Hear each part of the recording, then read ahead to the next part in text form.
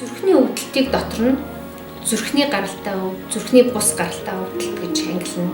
Дээрээс нь зүрхний гаралтай нь дотроо титмийн бус гэдэг ингээд ангилагдаад явдаг.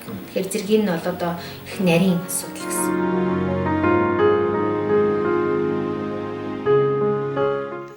За Монс подкаст эхэлж байна.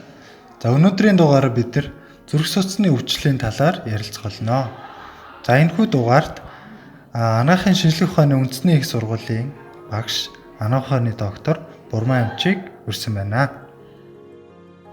За сайн байна уу та. За тэгээ бидний өнөөдрийн ярилцах сэдвийн хүрээнд бол асуух ихний асуулт маань бол зүрх судасны өвчлөл. За тэр дундаа бол коронавирусын хүндрлийн үед бол хүмүүсийн нас оролтын гол шалтгаан бол өөрөө зүрх судасны өвчин байна гэсэн ийм мэдээлэлүүд сүүлийн үед маш их цацагдж байна. За тэгээд нөгөө уушиг гэмтээдэг вирус маань нас оролтонд хүрэхээр яагаад зүрх судасны эмгэгээр нас орох болов? Энэ нь хоорондоо ямар уялдаа хамааралтай гэдэг талаар та хариулт өгөөч. За тэгэхээр зэрэг ковидыг үүсгэж байгаа ковид вирус маань өөрөө дан ганц уушгийг гэмтээдэг биш. Өөрөөр хэлбэл артерийн судаснуудыг гэмтээж байна. Дээрэс нь артерийн судаснуудад бөглөрөл үүсгэж ийн гэсэн ийм судалгааны тоо баримтууд нэлээдгүй олноор гарах боллоо. За тэгэхээр зэрэг зүрх судасны суур өвчтэй, өөрөөр хэлбэл артерийн даралт ихсэх өвчтэй, зүрхний цусан хангамж алдагдах өвчтэй, дээрэс нь урд нь зүрхний шигдээс болж исэн, эсвэл чихрийн шижинтэй, эсвэл таргалалттай, хит таргалалттай ийм улсуудад хүндрэл үүсч зүрх судасны өвчлөлөөр хүндрэх нь илбэг байгаа. Тэгэхээр зэрэг артерийн судасны өөрчлөлттэй хүмүүс энэ хүндрэлд илүүтэйгээр өртөж чинь гэсэн үг. Тэгэхээр зэрэг энэ COVID-19 гэдэг вирус маань өөрөө дан ганц уушгийг гэмтээдэг биш, артерийн судаснуудыг гэмтээгээд байна. Артерийн судасны эндотелийг гэмтээгээд байгаа учраас ийм хүндрэлүүд гараад байгаамаа. Тэрний шалтгаантайгаар өөрөлдвөл зүрхний суур өвчтэй хүмүүс маань зүрхэнд шигдээс болох, зүрхний архаг дутагдалд орох, тийм ээ, ийм шалтгаануудаар нас орж байгаа. Түүнээс биш зүрх нь эвэрүүл биеийн жин хэвийн ийм хүмүүс бол идэрж байгаа шүү дээ. Тэгээ энэ зүрх судасны ер нь өвчлөл Монголд яг ямар төвшөнд байна? За зүрх судасны өвчлөл бол Монголд их түгээмэл байгаа. За зүрх судасны өвчлөлийн шалтгаантай нас баралтаар эхний 5 нас баралтыг зүрх судасны өвчлөл байнга тэргүүлсээр байгаа. 1990 оноос хойш байнга тэргүүлсээр байгаа. За сүүлийн үед монголчуудын хувьд бол жингээ илүүдэл таргалтын асуудал харьцангуй илбэг болсон. За тэгэхээр таргалт нь өөрөө зүрх судасны өвчлөлд хэрхэн нөлөөлдөг вэ? Ер нь зүрх судасны өвчлөлөөр өвдөж байгаа хүмүүсийн голлох шалтгаан нь юу байдаг вэ? Таргалалтыг дотор нь хид ангилдаг л да. За тэгээд манайхны залуучууд, бүсгүйчүүд те зөндөө том гидстэй байгаад байдаг. Тийм үү? Энийг төвийн таргалалт гэж нэрлэдэг. Энэ төвийн таргалалт маань зүрх судасны өвчнөд өртөх эрсдэл нь. За дараагийнх нь чихрийн шижин. За сүүлийн үед хийгдсэн судалгаагаар Монгол улсын хэмжээнд чихрийн шижингийн эзлэх байр суурь улам нэмэгцээр л байна. Тэгэхээр зэрэг энэ чихрийн шижин гэдэг өвчин маань өөрөө бас зүрх судасны өвчнөөр хүндэрдэг. Өөрөөр хэлбэл нөгөө артерийн судас маань нарийнсан, тийм ээ. За ингээд судаснууд гэмтээд ирэхлээр зэрэг зүрхэнд ч гэсэн артерийн судас байгаа, тийм ээ. Зүрхийг тэжээдэг судас байгаа. Энэ маань гэмтдэг. Ингээд зүрхэнд цус хомсрох өвчин үүсдэг. Цаашаа дамжираад зүрхний шигдээс болдог. Ийм аюултай. За тэрнээс гадна ганц зүрх гэхгүйгээр артерийн судаснууд нь нарийсдаг, бөглөрдөг, тийм ээ. За жишээлбэл хөлний судас бөглөрчих юм бол хөлөө тайруулах хүртэл аюултай. Ийм хөлмөрийн чадвар болох юм байна шүү дээ. За дараагийн одоо зүрх судасны өвчлөлт төрүүлдэг хүчин зүйл маань артерийн даралт ихсэх өвчин гэж хэлсэн тийм үү. За тэгэхээр зэрэг артерийн даралт ихсэх өвчин маань өөрөө бие даасан өвчин төдийгүй зүрх судасны өвчний эрсдэл болж өгдөг гэж түрүү би ярьсан тийм ээ. За тэгэхээр зэрэг манайхан яадаг вэ гэхээр зэрэг артерийн даралт ихсэх өвчтөөгөө огт мэдэхгүй яваад иддэг. За өөрөөр хэлбэл 10 хүн тутмын 7 даралт ихсэх өвчтэй байна гэдгийг мэдэхгүй явж байна гэсэн ийм судалгааны тоо баримт байна. Тэгэхээр зэрэг энэ өөрөө даралт ихсээд байгаа юм байна. Өөрөө өвчтэй болсон байна гэдгийг мэдэхгүй яваад байна гэдэг маань хүндрэл түргэнэ гэсэн үг. Хүндрэл түргэнэ гэсэн үг. За тэгэхээр зэрэг ард түмний дотор зүгээр даралт нь ихсээд тархинд нь цус харвчих гинэ гэдгийг одоо мэдэхгүй эсвэл сонсоогүй хүмүүс тэр болгон байдаггүй. Тэгэхээр зэрэг энэ артерийн даралт ихсэх өвчин маань өөрөө амь насанд аюултай хүндрэлүүдийг үүсгэдэг, амь насанд амьдралын гол чухал эрхтнүүдийг гэмтээдэг ийм аюултай өвчин. За өөрөөр хэлбэл зүрхэн дээр одоо зүрхний цус хамсрах өвчин үүсгэн, зүрхний архаг дутагдал үүсгэн, зүрхний шигдээцийг үүсгэж идэг. За тархин дээр болохоор зэрэг тархины цусан хангамж алдагддаг. Цаашаа дамжираад тархин цус харваж болдог. За нүдэн дээр мөн нүдний артерийг одоо гэмтээдэг. Нүдэнд одоо цус хурах, нүдэнд цус харвах хүндрэлийг хүртэл үүсгэж идэг. За бөөр гэдэг эрхтэн маань өөрөө маш их артерийн судастай эрхтэн. Бөөрийн архаг дутагдлыг үүсгэдэг. Ингээд бөөрийн дутагдалд орох ийм аюултай хүндрэлүүдийг үүсгэдэг. Ийм өвчин юм аа. Тийм учраас одоо хүн бол даралтаа хянжих ёстой. За ялангуяа одоо манай залуучуудын дунд таргалалт ихтэй. Тэгээд дээрэс нь өөхтөс маш их хэрэгэлдэг. За дээрэс нь одоо хэтрүүлэн арх уудаг, тамхи татдаг. За ингээд залуу наснаасаа даралт ихсэх өвчин төртдөг. Ингээд өөрөө насан залуу байгаа учраас даралт ихсэн байна гэдэг ерөөсөө огт ойлгодгүй. Толгойн өвдөд идэг, шилэн үзүүн төгшөөд идэг. Ингээд зэрэг толгой өвдөд байна гэж бодоод толгойн юм уугаал өвчин амлах юм уугаал яваад идэг.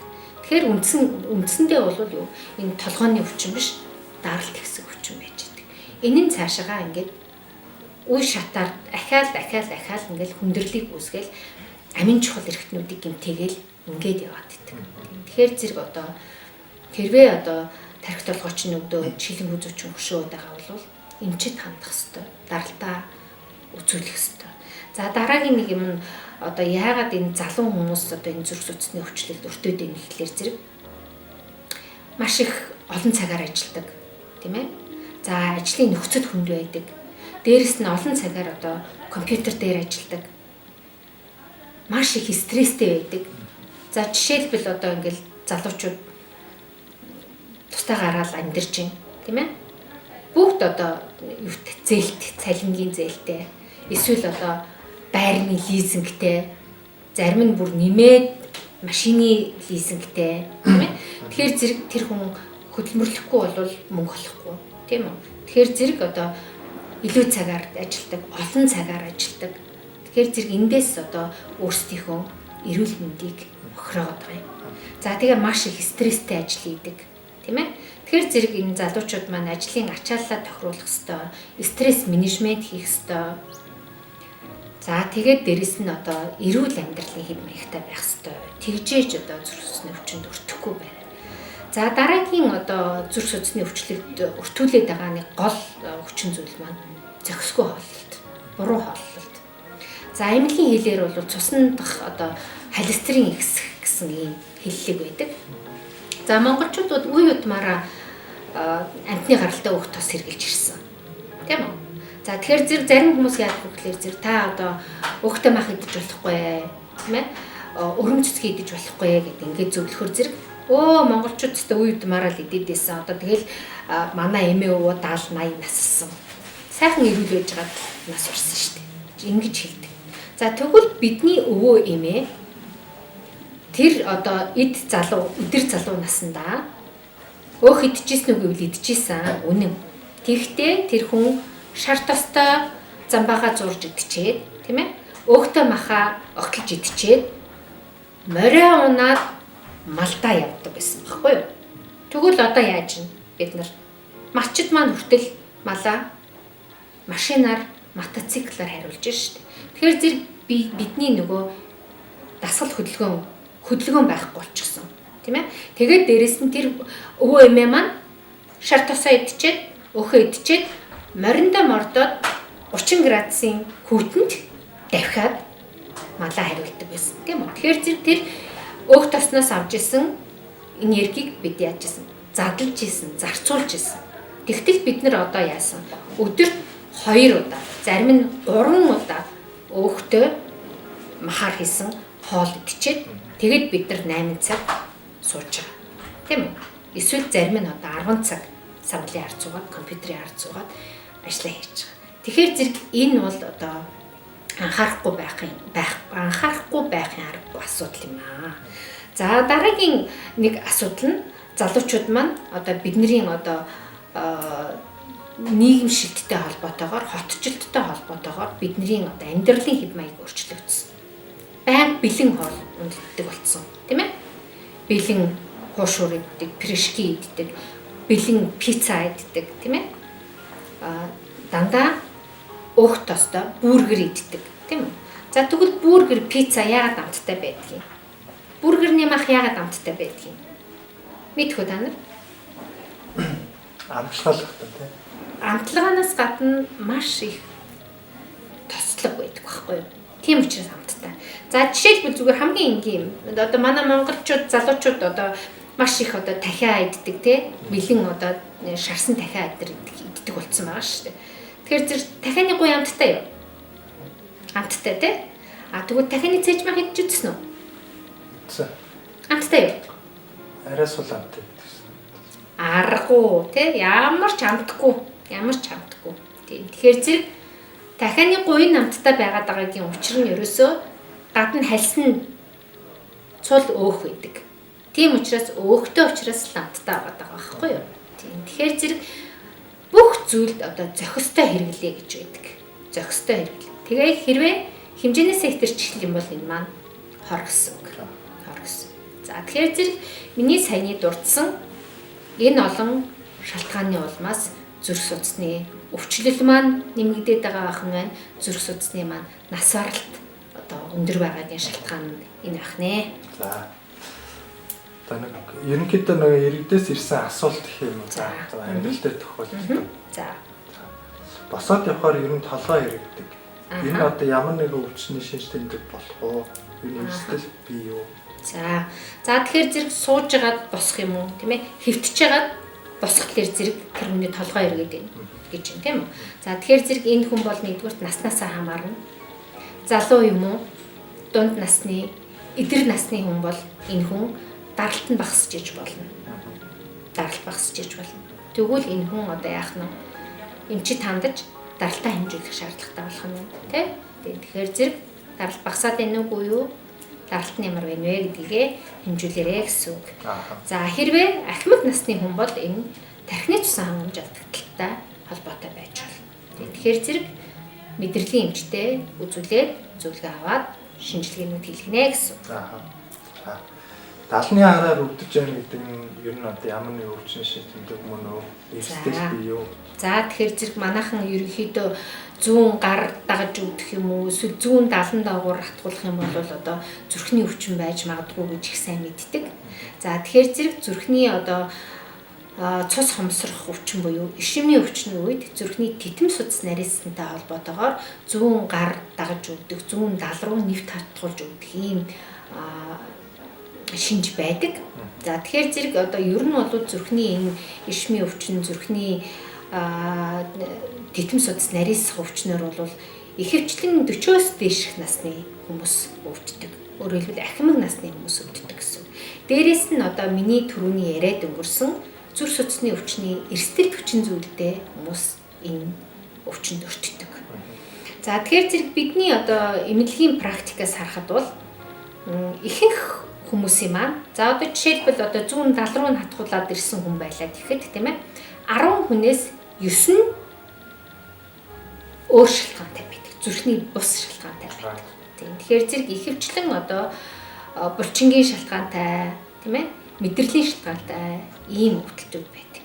Тэгээд дийлэнх нь одоо хөдөлгөөний хомсдолтой холбоотой тийм ээ. Зүүн гараа дарж унтдаг, буруу хэвтдэг, буруу байрлалд байдаг. За аль эсвэл одоо ганцхан одоо зүүн гартаа одоо цүнхээ үрж явдаг тийм ээ. Эсвэл зүүн гараараа их одоо ажил хийдэг, зүүн гарын одоо булчин буруу ажилдаг гэдэг ийм шалтгаанаар бас байдаг. Зүрхээр ер нь хатгуулж өвддөг. За тэгээд зүрхний цахилгаан амжилтыг хийхээр ерөнхийдөө бол одоо бидний хэлгээр бол нөгөө сэрэлт амжилттай хоригтой тийм хөнгөн шиг дунд зэрэг хориг илэрч байгаа. Энэ ер нь одоо ямар шалтгаантай ер нь хүмүүс ингэж одоо өвдөх бай. Өвдөж байгаа л юм яг ийм хүү төглийн зовоороос ихэнх сэргийлж эрсдэл бий юу. За тэгэхээр зэрэг зүрхний өвдөлтийг дотор нь зүрхний гаралтай өв, зүрхний бус гаралтай өвдөлт гэж ангилна. Дээрээс нь зүрхний гаралтай нь дотроо титмийн бус гэдэг ингээд ангилагдаад явдаг. Тэгэхээр зэрэг энэ бол одоо их нарийн асуудал гэсэн үг. За хатгуулж өвдөх нь бол ихэвчлэн зүрхний бус гаралтай өвдөлт байдаг. Тэгэхээр зэрэг одоо зүрхний бус гаралтайнууд нь бол одоо эрсдэл багтай, амь насанд аюул багтай гэсэн үг. Тийм ээ? За зүрхний гаралтай нь бол одоо нарийн мэргэжлийн эмч одоо ямар шалтгаан байна? Дээрээс нь одоо ямар эрсдэл байж болох уу, ямар хүндрэл байж болох уу, энэс яаж сэргийлэх вэ гэдэг менежментийг хийнэ гэсэн үг. За чиний саяны наад асуусан одоо дамжуулалтын алдагдал гэж байна тийм үү? За дамжуулалтын алдагдал маань одоо дотроо бас маш олон төрлийн дамжуулалтын алдагдал байгаа. За тэгэхээр зэрэг одоо үнэхээр одоо энэ дамжуулалтын алдагдaltaй байгаа тохиолдолд бол одоо мэргэжлийн зүрх судасны эмчид хандах зүйтэй юм аа. За ямар шалтгаанаар даралт авах хэрэгтэй вэ? Ер нь даралт буурсан хүнд ямар нэг эрсдэл байгаа юу? Ямар арга хэмжээ авах хэрэгтэй? За чи даралт ихсэх гэж хэлсэн үү лээ? Буурах. Зөвхөн буурах тийм. За даралт буурах нь бол бас их олон шалтгаантай. За тэгтээ одоо миний ойлгож байгаагаар бол та одоо харьцангуй эрүүл хүмүүст гэж асууж байгаа шиг байна. За тэгэхээр зэрэг даралт бууралт нь физиологийн болон физиологийн бус эмгэг гэж хоёр ангилагддаг. Эрүүл болоо юм. Эрүүл болоо эмгэг. За тэгвэл физиологийн гэдэг нь одоо төрөлхийн даралт нь 90-60-тай ийм хүмүүс байдгүй байдаг тийм ээ. Ялангуяа одоо туранхай охтуудад тийм үү дандаа даралт нь 90-60-тай байждаг тийм ээ. Энэ бол одоо физиологийн даралт багсалт. За физиологийн тохиолдолд бол энэнд бол одоо нэг хайхтар ачаал бүгдлөгөөд сэтгэл зовоогоод байх зүйл байхгүй. Өөрөөр хэлбэл хүндрэл гарахгүй гэсэн үг. За энэ нь одоо өндөр уулархах газар амьдардаг, аль эсвэл одоо байнгын одоо хөлөрдөг, тийм ээ? Байнга одоо биеийн тамираар хичээлэлдэг ийм хүмүүст одоо даралт бас бага байж болдог. За тэгвэл эдгээр нь бол яг нь эмгэг биш байх юм шүү дээ, тийм ээ? За энэ хүмүүсийн хувьд бол өдөрт хоногт хэрглэж байгаа шингэнийхээ хэмжээг зохицуулах хэрэгтэй. За хүн бол хоногт ер нь 2 литр орчим шингэнийг бага багаар айж уух хэрэгтэй. За манайхан шингэн угаарай гэж зөвлөчхөр зэрэг яадаг. Гинт сансан үедээ аягаар нь зөвлөчаад за тэгээд завгүй гүйж явж жагаад нэр уугараа гэсэн тэгээд ингээд литрээр нь залгилчаад ингээд өгдөг. Тэгэхээр зэрэг бага багаар уугараа гэдэг нь одоо 2 литр шингэнээ хоногтой хуваагаад бага багаар балгаж уух юм бол энэ таны биед шингэж хэрэгтэй газараа очно гэсэн үг. За эмгэг одоо өвчний шалтгаантайгаар даралт багасж байгаа тохиолдолд бол үндсэн өвчнөө эмчлүүлэх ёстой. За чиний хэвийн даралт одоо 110-70 мм мөнгөсний байдаг байлаа. Тийм үү? Тэгтэл одоо за эмэгтэй хүн байлаа гэж бодъё. За эмэгтэй хүмүүс ч бас очиртай. Эрэгтэй хүмүүс тийм ээ шамбрантай. За үе одоо хүн дээр бизнеснийхэн дараа цус гараад идэг. Аль эсвэл архитар суусныхын дараагаар цус гараад идэг. Тэгэл тоохгүй яваал идэг. Ерөөсөө огт дэмжид ханддаггүй. За энэ хүн яах вэ гэхээр зэрэг архив цус багталтанд орно. Архив цус багталтаасаа болоод даралт багасна. За ингээд суугаад бослоо толгой нэрэгдэг болно. Тэгэхээр энэ хүн бол яах ёстой байх нь? Зайшгүй эмнэлэгт хандах ёстой. Өөрөөр хэлбэл зүрхний эмчид хандаж даралт багасаад байгаагаа шийдвэрлэх биш. шамбрангийнхаа асуудлыг шийдүүлж эмчлүүлэх шаардлагатай байна шүү дээ. Тэгэхээр зэрэг энэ маань одоо өвчний шалтгаантай даралт багсалтаа гэсэн. Даралт нь 90-60 байдаг хүн. За тэгээд 120 80 болсон бол яах вэ гэж. Ямар үед ер нь даралт ихссэн гэж үзэх вэ? За шинжлэх ухаанаараа бол артерийн даралт гэдэг нь тийм ээ нормондоо 120-оос 80 мм мөнгөсний багам байх хамгийн зохимжтой хэмжээ гэж үздэг. За 130 80 мм мөнгөсний багнаас дээш болох юм бол артерийн даралт ихсэх өвчин гэж үздэг. За төрөлхийн даралт багтай тийм үү? 90-60-тай. За тэгэхээр зэрэг 90-60-тай байсан хүн маань даралт нь 120-80-тай болвол яах вэ? Тухайн хүндээ яаж даралт нь ихсэж байгаа байх нь шүү дээ. За тэгэхээр зэрэг энэ хүнийг бол мэрэгжлийн эмчин үзээд нөгөө зүрх судасны өвчний эрсдэл хүчин зүйл ямар байна? Цусны дах нөгөө өөхний хэмжээ, холестерины хэмжээ ямар байна? Судас одоо нарийсах эрсдэл хэр байна? Чихрийн шижин байна уугүй юу? Тийм ээ? Энэ бүгдийг тооцож үзээд даралт ихсэх өвчин гэж үзэх үү, үзэхгүй юу? Төр зур одоо даралт нь ихсэх шалтгаан байсан байж болно. Тийм үү? За тэгэхээр зэрэг төр зур ихссэн юм уу, яасан юм? Эсвэл би дагаад даралт ихсэх өвчин үүсчихээгүй юу гэдгийг онцлон эмчилнэ. Тэр юм хүнд бол нарийн шинжилгээ шаардлагатай. Нарийн шинжилгээ шаардлагатай мэрэгжлийн эмчид хандах ёстой гэсэн. За ер нь баг зүрх судасны өвчтөд хүн болгон асприн ууж байгаа тийм. Асприны ер нь ач холбогдол ер нь юу вэ? Ер нь уух шаардлагатай юу? За тэгээ уувал бас хэрэг хугацаанд уух ёстой. За тэгэхээр зэрэг хүмүүс зарим нь уудаг, зарим нь уудаггүй. Тэгэхээр зэрэг жихэн болгон ууж байгаа гэж ойлгоод тах шиг байна тийм. Тэгэхээр зэрэг зүрх судасны өвчин маань өөрөө дотроо маш олон төрлийн өвчин байдаг.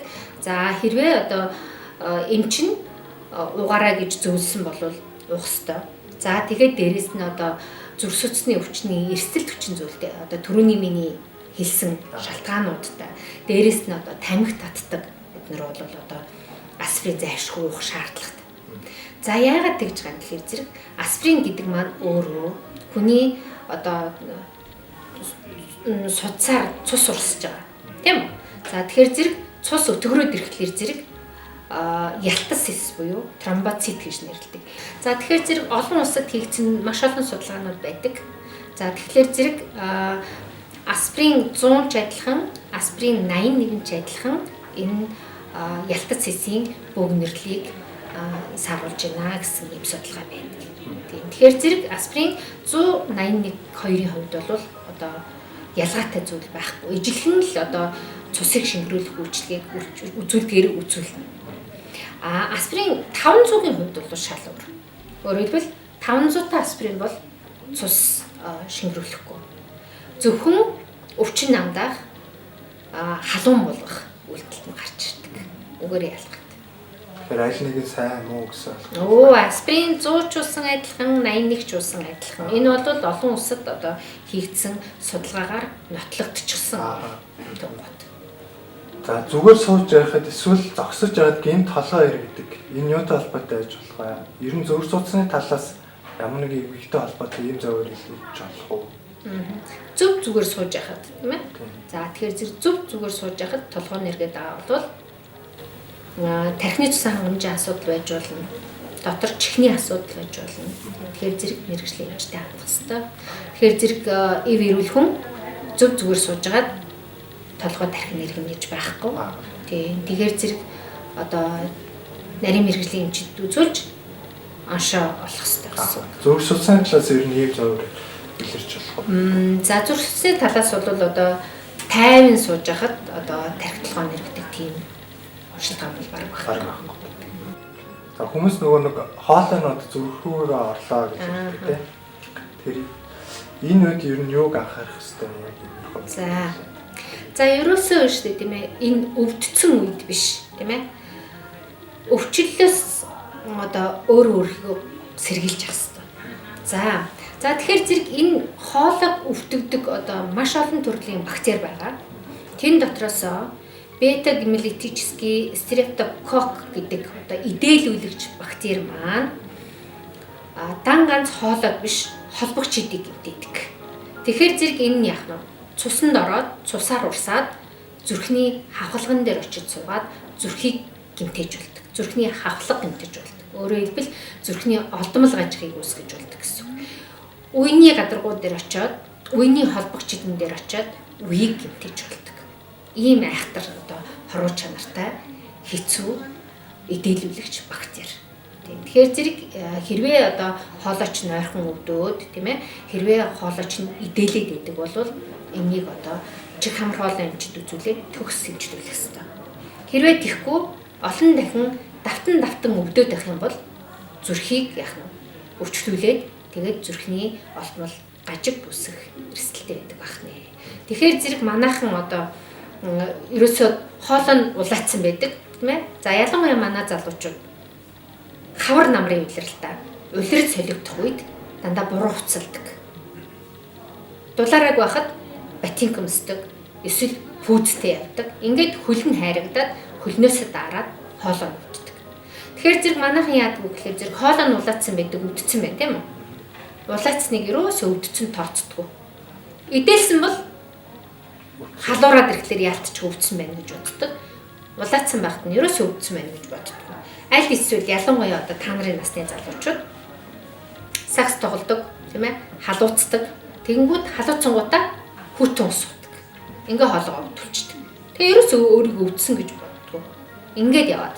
Ингэсээр байгаад эцэст нь зүрхний өвчтэй болдог. Бүр зүрхний олдмол гажигтай болсон хойноо эмчид ханддаг, эмнэлэгт ханддаг. Ийм маш муу буруу зуршил байна. Тэгэхээр зэрэг энийг удаад болох хэрэгтэй.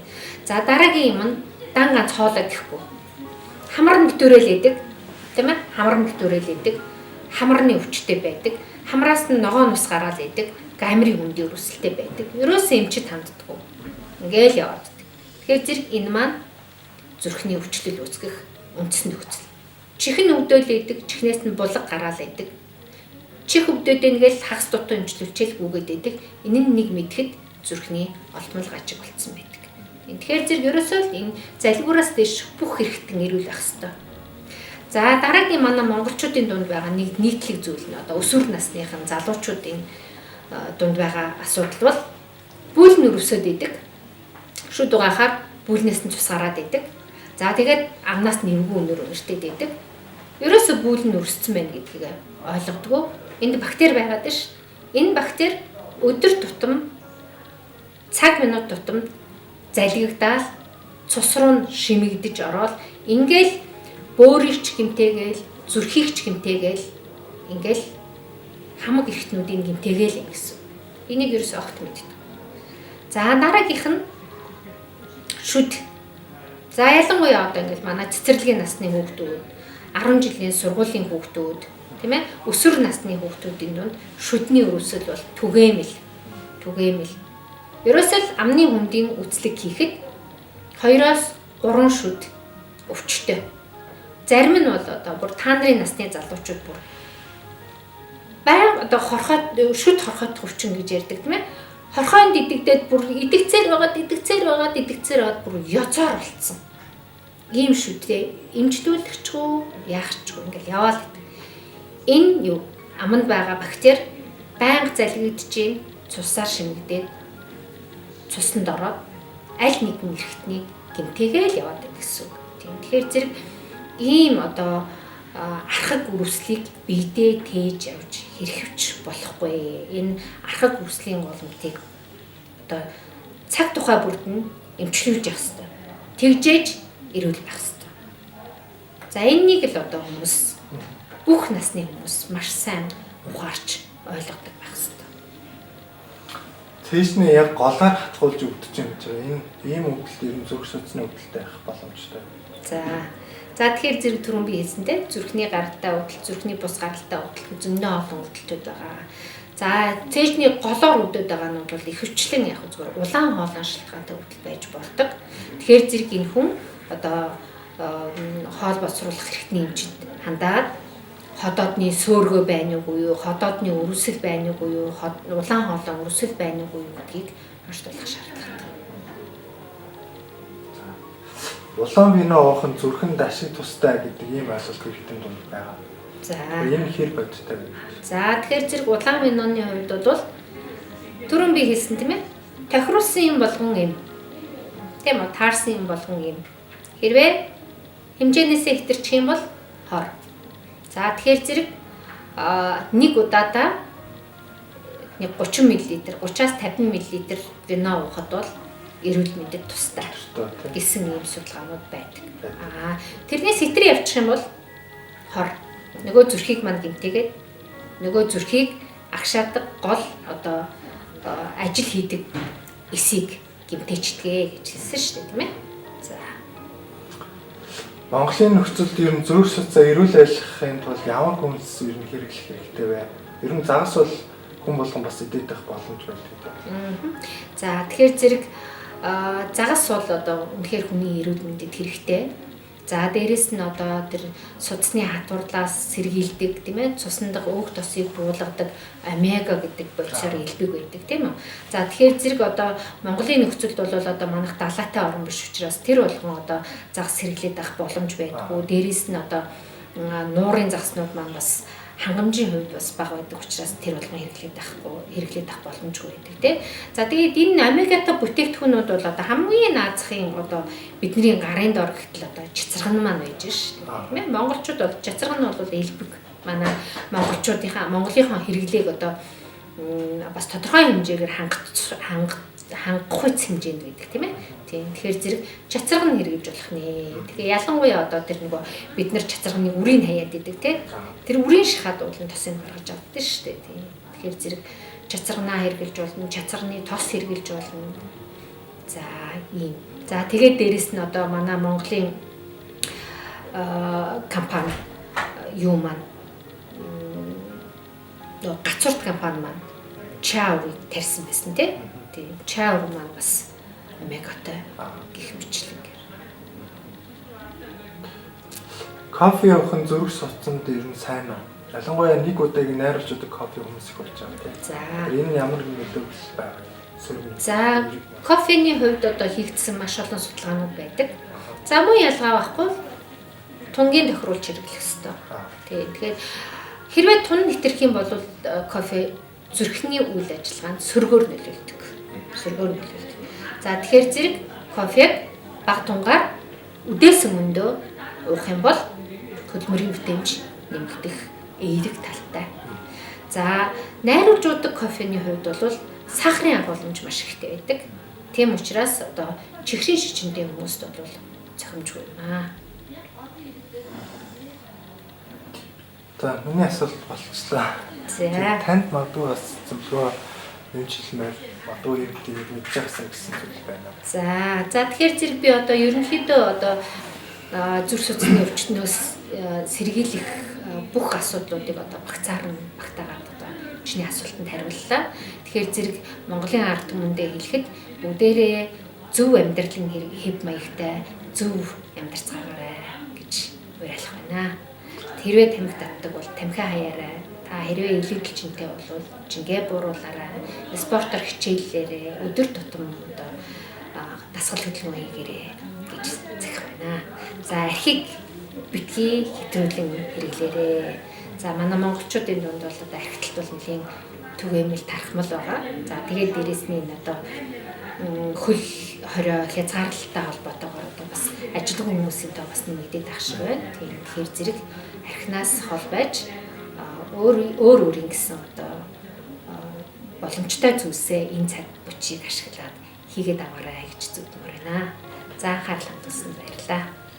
Бидний урилгыг хүлээж аван үнэтэй зөвлөгөө өгсөн манайхны доктор зүрхний бурман эмчтэй маш их баярлалаа. За өнөөдрийн бидний ярилцсан сэдэв маань зүрх судасны өвчлөлийн талаар байлаа.